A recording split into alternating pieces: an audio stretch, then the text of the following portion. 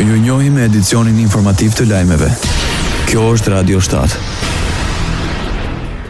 Drejtori i përgjithshëm për zgjerim në Komisionin Evropian, Gert-Jan Koopman, para Parlamentit Evropian deklaroi se deri në qershor zbatimi i pritshëm reformave në kuadër të planit të rritjes për Ballkanin Perëndimor është rreth 80% për Shqipërinë dhe Malinezi, 50% për Maqedoninë e Veriut dhe 35% për Serbinë. Ai shtoi se Maqedonia e Veriut gjatë muajve të fundit e ka përshpejtuar ndjeshëm angazhimin dhe ka thelluar atë, ndaj tani pritet që niveli i zbatimit të kalojë 50% duke ngushtuar me shpejtësi diferencën. Sipas tij, Kosova mbetet shumë prapa për shkak të bllokimeve të brendshme politike që kanë penguar miratimin e legjislacionit të rëndësishëm. Radio 7, zëri pozitiv i qytetit.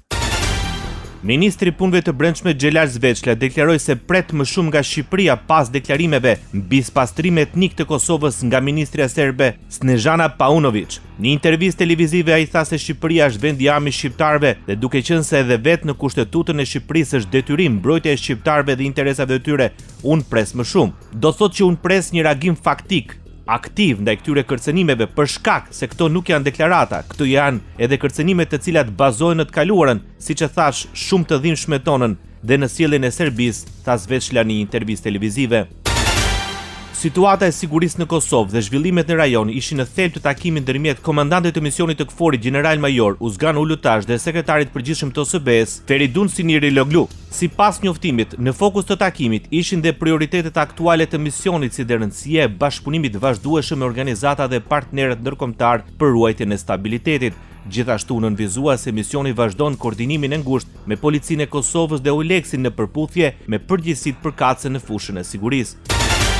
Kryetari i partisë së dytë më të madhe në Kosovë, Lumir Abdixhiku, pranon nisjen e procedurave për largimin e tij nga drejtimi i partisë. Përmes një mesazhi publik në rrjetet sociale, Abdixhiku deklaroi se LDK është të futur në një proces të ri të përballjes së brendshme politike, pasi në selinë e partisë janë dorëzuar 148 nënshkrime të pa verifikuara për thirrjen e një kuvendi të jashtëzakonshëm ku kërkohet edhe shkarkimi i tij.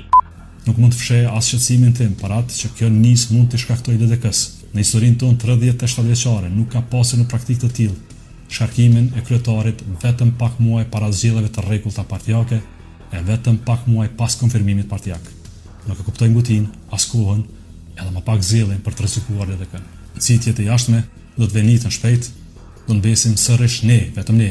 Kjo shtëpi nuk definohet nga ata që projektuan shurin e saj, e që në çdo çarje minimale projektojnë për çarje maksimale. Abdixhiku njoftoi autorizimin e sekretarit përgjithshëm të LDK-s që të nisë menjëherë procedurat për organizimin e kuvendit të jashtëzakonshëm. Pas certifikimit të plotë të nënshkrimeve, sipas tij do të caktohet pavonesë data dhe vendi i mbajtjes së kuvendit, ku delegatët do të kenë mundësinë të shprehin qëndrimin e tyre përmes votës. Bota. Presidenti i Ukrainës Volodymyr Zelensky shkarkon Mikhail Fedorovin nga posti i ministrit të Brendshëm. Vendimi vjen në kuadër të riorganizimit të kabinetit qeveritar në të cilin u largua dhe kryeministria e Ukrainës, Yulia Syridenko. Fedorov, një burokrat i ri dhe i njohur për aftësitë e tij në teknologji, udhëhoqi përpjekje për transformimin digjital në administratën shtetërore dhe ka promovuar inovacionin në përdorimin e dronëve si një armë e rëndësishme në luftë. Në 6 muaj, në ndrejtimin e tij, Ukraina shënoi përmirësime në pozicionin e saj në fushë betejë, duke goditur vazhdimisht rafinaritë ruse të naftës dhe duke shkaktuar mungesa të karburanteve në Rusi. Ndoqët lajmet shkurt në Radio 7, zëri pozitiv i qytetit.